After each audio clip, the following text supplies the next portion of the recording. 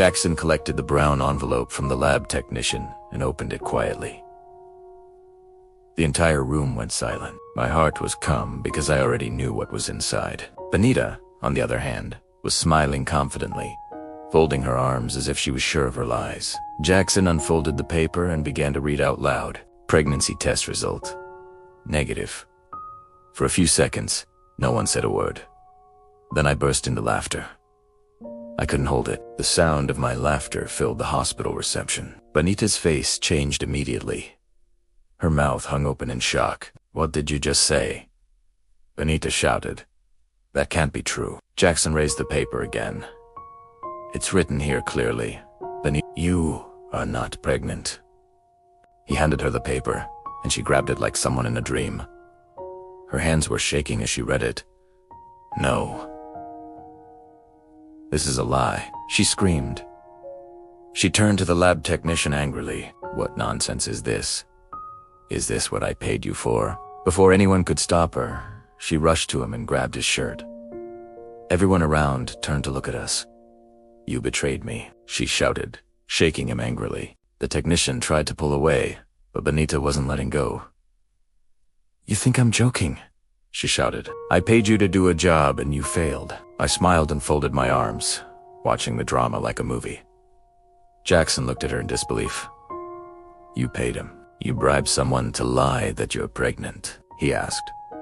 The technician finally freed himself and shouted back, "Madam, leave me alone. I can't risk my job because of your evil plan.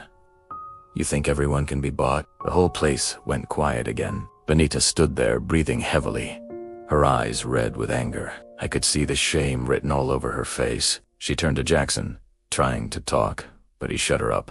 "Don't say anything," he said. "You've done enough damage already. You tried to destroy my home. You brought shame to yourself." Then he turned to me and slowly knelt down right there in front of everyone. "Bela, I am sorry. I am so sorry for everything. I don't deserve your forgiveness, but please forgive me." I felt tears gather in my eyes. I didn't expect him to kneel in public, but it touched me deeply. I walked to him and lifted him up gently. "It's okay," I said. "I already forgave you long ago. I'm just glad the truth is out now." He held me close, and for the first time in weeks, I felt peace return to my heart. Everyone around was watching, and some even smiled. I turned to Benita, who was still holding the test paper tightly. Her face was pale, like someone who had seen a ghost. "Benita, you failed. You wanted to destroy my home, but you failed. You thought you could lie and win, but you didn't know I was watching you all along." She looked at me and didn't say a word. Her lips trembled. Jackson walked to the car, opened the boot, and brought out her bags. He dropped them on the ground beside her. "Take your things, and don't you ever set foot in my house again. I made a terrible mistake letting you in once. It will never happen again."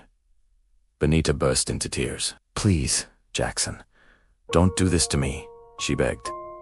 "I love you. I did everything because I love you." Jackson turned to her. "Love? You call this love? You call destroying my marriage love? You're evil, Benita. You don't love anyone but yourself."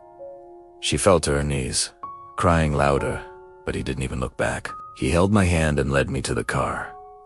The technicians stood quietly, watching everything. I smiled at him briefly, and then heated like someone who knew the truth had finally won. We entered the car, and Jackson started the engine. Through the window, I could still see Benita kneeling on the hospital floor, holding her bags, crying uncontrollably. I felt pity for her for a moment, but then I remembered all her wicked plans. She deserved it.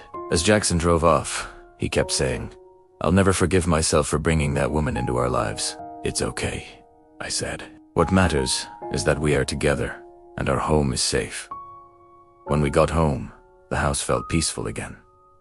It was as if a dark cloud had been lifted. I went straight to the kitchen and made food for us. As we sat together to eat, Jackson looked at me and said, "You are a strong woman, Bela.